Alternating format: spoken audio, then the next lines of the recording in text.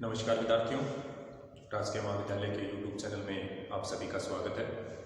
आज हम अध्ययन करेंगे इलास्टिसिटी ऑफ सप्लाई का, पूर्ति की लोच। हमने पूर्ति का अध्ययन लास्ट लेक्चर के अंदर कर लिया था। अब पूर्ति में परिवर्तन हो गए, जो कि पूर्ति भी फैक्टोरियल किसका होती है, प्राइस का ही होती है, यानी कीमत में परिवर्तन से पूर्ति में इफेक्ट पड़ता है। अब जो इफेक्ट पड़ता है इसमें परिवर्तन कैसे आते हैं? ठीक है, हमने कल पूर्ति के नियम के अंदर ये देखा था कि अगर कीमतें बढ़ती हैं तो जो पूर्ति है वो भी बढ़ती है, और कीमतें कम होती है तो पूर्ति भी कम होती है। अब इनमें जो परिवर्तन होगा वो किस अनुपात में, ये कैसे नापा जाएगा? यानी कुछ ऐसी वस्तुएं होंगी जिनमें परिवर्तन ज़्यादा होगा, कीमत में जो इफेक्ट पड़ेगा। कुछ ऐसी वस्तुएं होंगी जिनमें जो इफेक्ट पड़ेगा वो कम पड़ेगा। कुछ में ऐसा इफेक्ट पड़ेगा जो कि कीमत के अनुपातिक होगा या समानुपातिक होगा या परसेंटेज में उसके बराबर सा होगा। कुछ ऐसी वस्तुएं भी होंगी जिनकी पूर्ति का कोई इफेक्ट नहीं पड़ेगा कीमत में प्रभाव से। तो ये जो परिवर्तन होता है, इस परिवर्तन को तो बोला जाता है लोच, और इस लोच को जब हम नापते हैं तो उसको बोला जाता है लोच की श्रेणी। तो आप हेडिंग लगाइए, इलास्टिसिटी ऑफ सप्लाई, पूर्ति की लोच। पूर्ति की लोच पहले इसका अर्थ लिखिए, कीमत में कमी या वृद्धि से, कीमत में कमी या वृद्धि से पूर्ति में जो बढ़त होने की प्रवृत्ति होती है, कीमत में कमी या वृद्धि से पूर्ति की मात्रा में जो घटत या बढ़त होने की प्रवृत्ति होती है, ये ध्यान रखना है। इसको क्या कहा जाता है? इलास्टिसिटी ऑफ सप्लाई कहा जाता है। और हम इसको कैसे लिखते हैं? ES, स्मॉल एस, स्मॉल ई, नीचे छोटा सा एस, और डिमांड होगा तो क्या लिखते थे यहाँ पे? ED। तो कीमत में कमी या वृद्धि से पूर्ति में जो बढ़त होने की प्रवृत्ति होती है उसको कहा जाता है पूर्ति की लोच। इलास्टिसिटी ऑफ सप्लाई गणितीय रूप में इसको लिखना चाहे तो कैसे लिखेंगे? लिखिए, पूर्ति में आनुपातिक या प्रतिशत परिवर्तन, पूर्ति में आनुपातिक या प्रतिशत परिवर्तन बटा कीमत में आनुपातिक या प्रतिशत परिवर्तन, यानी कि क्वांटिटी में जो चेंज हो रहा है और किसके कारण? प्राइस के कारण। इसको क्या कहा जाएगा? इलास्टिसिटी ऑफ सप्लाई कहा जाएगा। ये लिख लीजिए फॉर्मूला, पूर्ति में आनुपातिक या प्रतिशत परिवर्तन डिवाइडेड बाय कीमत में आनुपातिक या प्रतिशत परिवर्तन। अब बात करते हैं कि इसकी श्रेणियां कितनी होती है, degrees of elasticity of supply, पूर्ति की लोच की श्रेणियां। ये तो ठीक है, परिवर्तन हो रहा है, इसको हम लोच कह रहे हैं। कितने तरीके से हो सकता है? तो ये मुख्यतः होती है आपकी 5, जो कि आपने इलास्टिसिटी ऑफ डिमांड के अंदर भी देखा था। वही सेम श्रेणियां यहां पर होती है। फर्क सिर्फ इतना है, उनमें नेगेटिव रिलेशन था कीमत के साथ में और इनमें पॉजिटिव रिलेशन होता है। पहली लिखिए पूर्णतया लोचदार, परफेक्ट इलास्टिक सप्लाई, पूर्णतया पूर्ति की लोच, पूर्णतया लोचदार, परफेक्ट इलास्टिक सप्लाई। ये क्या कहता है कि कीमत में नाम मात्र के परिवर्तन से, यानी कीमत में परिवर्तन कैसा हो रहा है? बिल्कुल नाम मात्र का या नेगोशिएबल हो रहा है, लेकिन जो पूर्ति की मात्रा है उसमें क्या होता है? आपका परिवर्तन अधिक होता है। कीमत में तो चेंज क्या हो रहा है? बिल्कुल ही थोड़ा सा हो रहा है, जबकि क्वांटिटी में मेजर चेंज हो रहा है। तो उसको क्या बोला जाएगा? पूर्णतया लोचदार श्रेणी कहा जाएगा। इसका साइन होता है elasticity of supply is equal to अनंत, elasticity of supply is equal to अनंत का, इन्फिनिट का साइन इसको दिया जाता है। इसका ग्राफ कैसा बनेगा?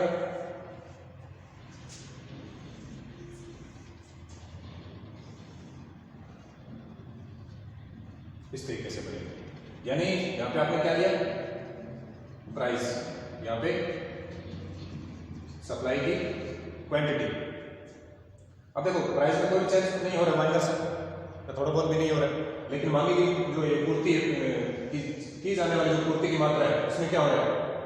यहाँ था फिर यहाँ आ गया, फिर यहाँ आ गया, ये था मान लो Q1 Q2 Q3, तो ये क्या हो रहा है? चेंज अनंत हो रहा है, जबकि कीमत में चेंज क्या हो रहा है? नाम मात्र नहीं के बराबर हो रहा है, इसलिए इसको क्या कहा जाता है? पूर्णतया लोचदार। साइन क्या है इसका? Infinity. Elasticity of supply is equal to infinity का साइन आप इसमें लगा दो। ये हो गई आपकी पहली श्रेणी। अब देखिए दूसरा, अत्यधिक लोचदार। अत्यधिक लोचदार, हाईली इलास्टिक सप्लाई, इसको इकाई से अधिक लोचदार भी बोला जाता है। इसीलिए इसका साइन क्या होता है? Elasticity of supply is equal to greater than 1। ये क्या कहता है कि जो कीमत में परिवर्तन है उसमें जो परिवर्तन हो रहा है उसकी तुलना में जो की जाने वाली पूर्ति है उसमें परिवर्तन ज्यादा होता है। माना कि प्राइस में चेंज हुआ 20%, बढ़ सकता है घट सकता है, लेकिन जो की जाने वाली क्वांटिटी है, सप्लाई है, उसमें परिवर्तन हो गया 30% का, 40% का, 35% का, जो भी, लेकिन इससे क्या होता है? ज्यादा होता है। इसीलिए इसको क्या कहा जाता है? इकाई से अधिक लोचदार या अत्यधिक लोचदार श्रेणी बोला जाता है। हाईली इलास्टिक सप्लाई, साइन क्या लगाएंगे आप? Greater than 1, ES, E for elastic, S for supply. ये होता है आपका अत्यधिक लोचदार या इकाई से अधिक लोचदार। अब इसका कैसे बनेगा डायग्राम?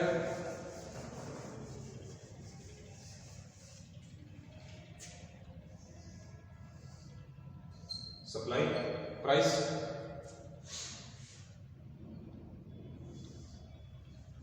ये क्या करेगा? 45 डिग्री से नीचे की तरफ रहता है, यानी प्राइस में जो चेंज हो रहा है, यहां जो चेंज हो रहा है और यहां जो चेंज हो रहा है, ये चेंज क्या होता है? कम होता है, जबकि ये उससे ज्यादा होता है। इसलिए जो 45 डिग्री का जो एंगल होता है, इससे ये क्या रहेगा? नीचे की तरफ रहता है। यानी कीमत में तो चेंज होगा कम, लेकिन मांगी गई मात्रा में परिवर्तन ज्यादा होता है। दोनों तरफ हो सकता है, बढ़ने की तरफ हो सकता है, घटने की तरफ हो सकता है, इसमें कंफ्यूज होने की आवश्यकता नहीं, चेंज होना चाहिए। तो कैसा होगा? इकाई से अधिक, यानी जो प्राइस में चेंज होगा वो और उसके तुलना में जो क्वांटिटी में चेंज होगा, इन दोनों में फर्क क्या रहेगा? इकाई से ज्यादा रहेगा परसेंटेज। ऐसा नहीं कि इसमें प्राइस में 20% इसमें 20% सेम नहीं रहेगा, सेम रहेगा, वो रहेगा इकाई लोचदार के अंदर। तो ये था आपका अत्यधिक लोचदार या इकाई से अधिक लोचदार, जिसमें कीमत की तुलना में सप्लाई में चेंज क्या होता है? इकाई से ज्यादा होता है। तीसरा लिखिए आप,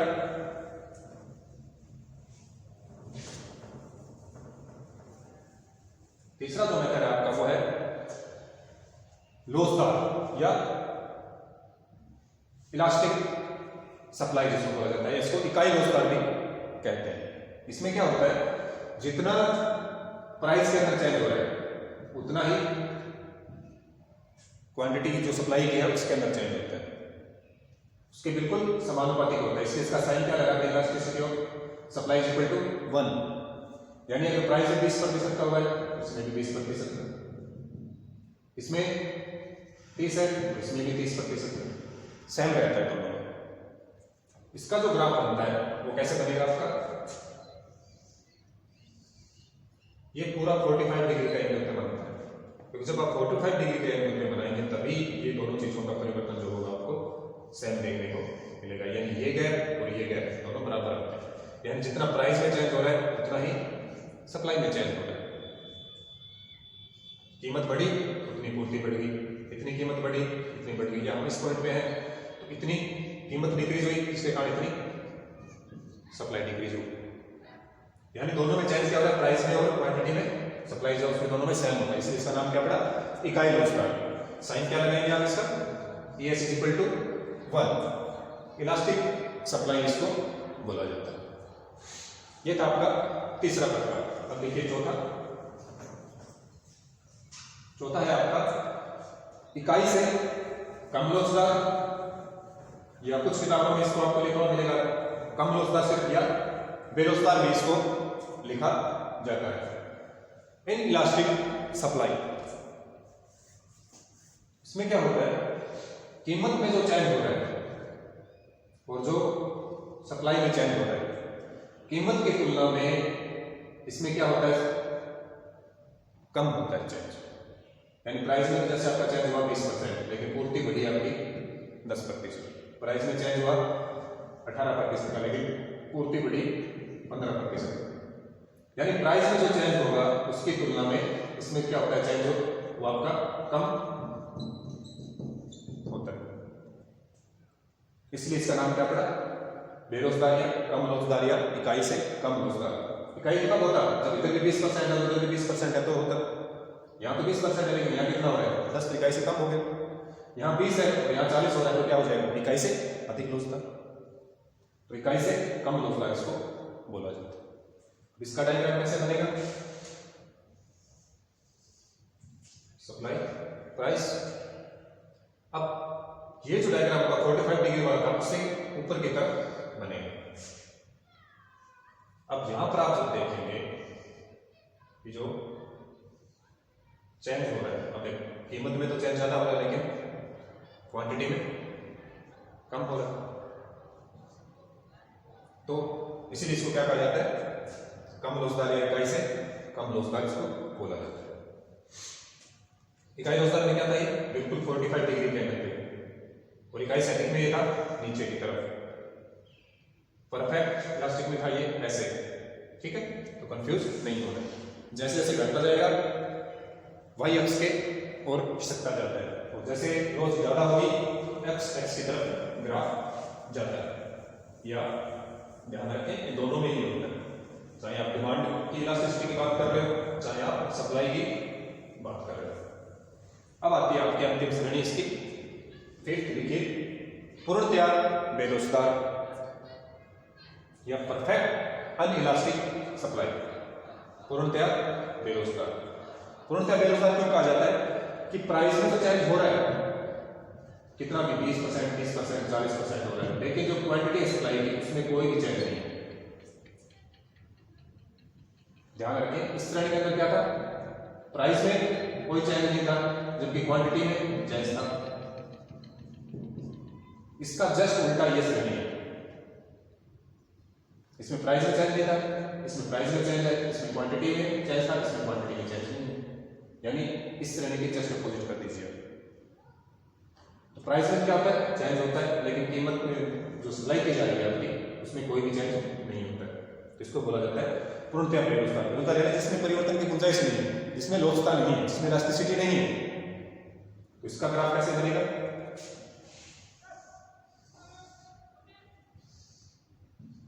आपने लिया प्राइस सप्लाई या क्वांटिटी जो आपने रखी। अब देखो कीमत में परिवर्तन हो रहा है, फिर भी सप्लाई यही है, फिर कीमत बढ़ गई, फिर भी सप्लाई यही है, कीमत और बढ़ गई, फिर भी सप्लाई यही है। सपोज दैट अपने यहां से स्टार्ट करते हैं, कीमत कम हो गई तभी भी सप्लाई यही है, यानी कि कोई फर्क नहीं पड़ रहा, इसके साथ कोई रिलेशन नहीं है, इसलिए दोस्ता है नहीं। दोस्ता जब नहीं है तो इसको क्या कहेंगे, बेरोजगार। तो ये थी इसकी अंतिम 5वीं श्रेणी, पूर्णतया बेरोजगार। जैसा कि आपको मालूम है पहली और अंतिम ये दोनों ही काल्पनिक होती है।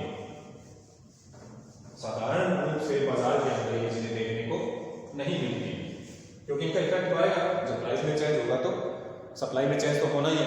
तो ये दोनों श्रेणियां जो है पहली और 5वीं, ये फर्स्ट एंड फिफ्थ, ये दोनों ही श्रेणी क्या कहलाती है, आपकी काल्पनिक श्रेणियां कहलाती है। एज्यूम करिएगा एक हाईएस्ट डिग्री और लोवेस्ट डिग्री देखने के लिए इकोनॉमिक मैट्रिक्स की दृष्टि से, व्यवहारिक दृष्टि से हमें देखने को जो मिलेंगे वो ये 3 मिलती है।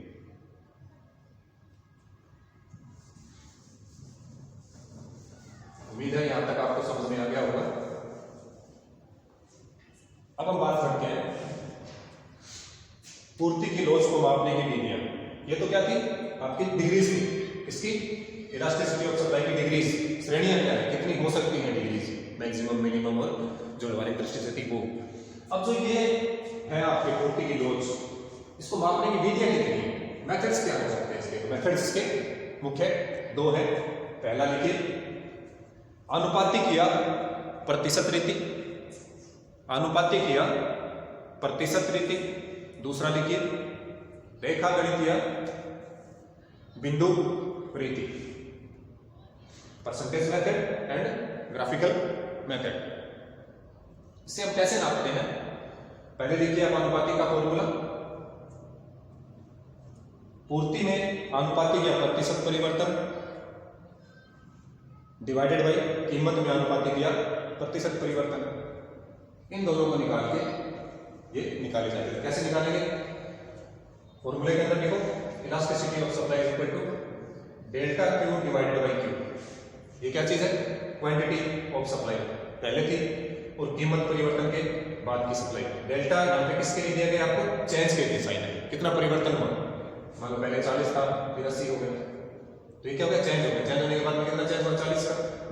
तो delta Q divided by Q, इसको डिवाइड करना है हमें डेल्टा पी बटा पी से, यानी जो पहले कीमत थी और बाद में कीमत से कितना परिवर्तन हुआ। इसमें जो चेंज आएगा और इसमें जो चेंज आएगा, इसको डिवाइड करेंगे तो आपके लिए इलास्टिसिटी ऑफ सप्लाई निकलेगी परसेंटेज के अंदर। दूसरा मेथड देखिए,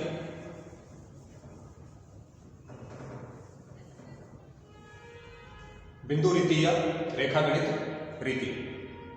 इसका फॉर्मूला लिखिए, elasticity of supply is equal to T Q divided by O Q, elasticity of supply. अब ये क्या चीज है?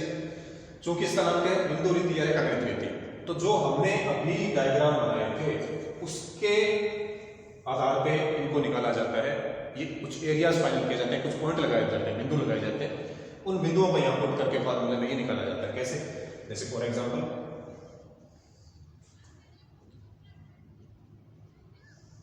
अब ये बना रखा है, ये 45 डिग्री से नीचे इकाई से दिखा होगा, इस पे आपको निकालना है। तो जो ये पॉइंट होता है ये कहता है इसको आप आगे तक बढ़ा लीजिए, ठीक। और इसको आगे बढ़ाने के बाद में जिस एरिया पे आपको निकालनी होती है, यहां जो इस अक्ष को टच कर रहा है इस पे एक पॉइंट लगा दीजिए। यहां पे एक पॉइंट हो गया और यहां पे एक पॉइंट हो गया, ठीक है। अब ये क्वांटिटी और इस क्वांटिटी पे आपको निकालना है, तो ये जो एरिया है आपका और ये जो एरिया है, इसका डिफरेंस आपको निकालना होता है। टी क्यू, ये इस पे आपने टी लगा दिया, सपोज आप इस बिंदु पे निकाल रहे हैं, तो ये टी यहाँ पे इसके बिंदु पे आपने टी लगा दिया, यहाँ पे आपने क्वांटिटी फर्स्ट दे दी, ये वो है। फॉर्मूला अपना क्या था? T Q divided by O Q. तो टी क्यू वाला एरिया क्या है? बड़ा है, ये एरिया क्या है? छोटा है, तो इसके दोनों आई को क्या है? Greater than 1। सपोज दैट ये दोनों बराबर है, जब ये 45 डिग्री के एंगल पे आएगा तो यहीं पे टी होगा, यहीं पे ओ होगा, तो ये दोनों एरिया क्या हो जाएंगे? बराबर हो जाएंगे। तो जितना टी क्यू आ रहा है उतना ही ओ क्यू आ रहा है, तो ये क्या आएगा? Equals to 1। और जब आप इसको ऊपर लेके जाएंगे तो ये यहाँ से क्रॉस करेगा, यानी कि जो O है, Q और T इसी पर आएगा, तो जो TQ का एरिया वो तो छोटा हो जाएगा, ये ज्यादा हो जाएगा, इसको हम बोलेंगे लेस देन 1। यानी इसके आधार पे सबसे पहले क्या करेंगे? जिस बिंदु पे निकालनी है उस बिंदु के ऊपर उस रेखा को आगे तक बढ़ाएंगे। वो रेखा जहां पर उसको एक्स को टच कर रही है वहां पर हम क्या लगा देंगे? T बिंदु को लगा देंगे। O बिंदु हमारे पास पहले ही है, एक्स वाई ओ, यहाँ पे हमने टी लगा दिया। अब जिस बिंदु पे हमें लोज निकालनी है उस बिंदु पे हम क्या लिखेंगे? क्यू लिखेंगे। फिर हम देखेंगे कि जो टी क्यू का एरिया है और ओ क्यू का एरिया जिस बिंदु पे हम निकाल रहे हैं उसको डिवाइड करके निकालेंगे। अगर टी क्यू वाला एरिया ज्यादा बड़ा है, ओ क्यू वाला कम आ रहा है, तो ग्रेटर देन 1, यानी इकाई से अधिक लोचदार। अगर टी क्यू का एरिया और ओ क्यू का एरिया बराबर आ रहा है तो इकाई के बराबर लोचदार इक्वल्स टू 1, और टी क्यू का एरिया छोटा आ रहा है ओ क्यू से तो इकाई से कम लोचदार या बेलोचदार या elasticity of supply less than 1। ये थे इसके पूर्ति की लोच को मापने की दो विधियां। पहली थी आपके अनुपातिक या प्रतिशत रीति, दूसरा था आपका बिंदु रीति या रेखागणित रीति। आज के लिए इतना ही। Thank you, have a nice day.